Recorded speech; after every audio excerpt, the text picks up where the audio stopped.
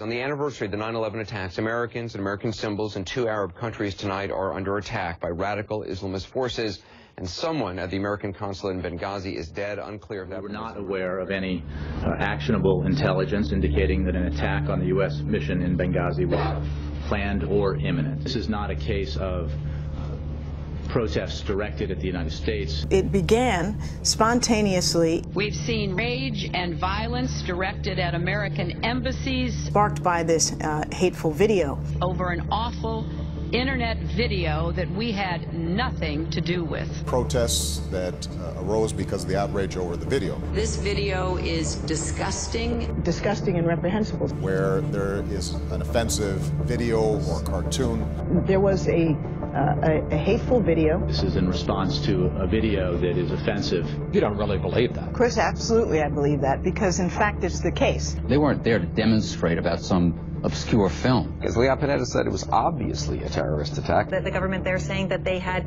warned the United States about the situation in Benghazi and that it was deteriorating. Days before the attack, there were warnings about insufficient security in Benghazi. Chris Stevens was the first U.S. ambassador killed in more than 30 years. Said in the months before his death, he talked about being worried about the never-ending security threats. I don't know how you argue we weren't caught flat-footed. Specifically about the rise in Islamic extremism and growing al-Qaeda presence. It leads to questions. Does it make any sense to you the level of, or the small level of security he apparently had with him? The White House story crumbling. I would say yes.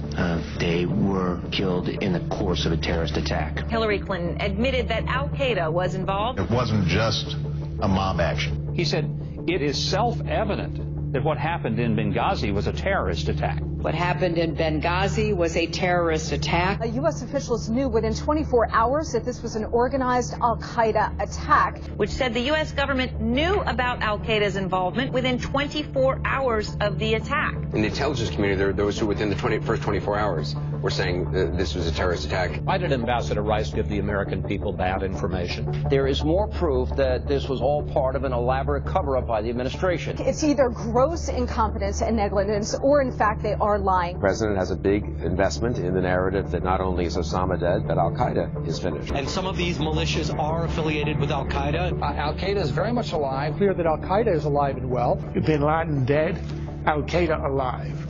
I was pretty certain, and continue to be pretty certain, that there are going to be bumps in the road.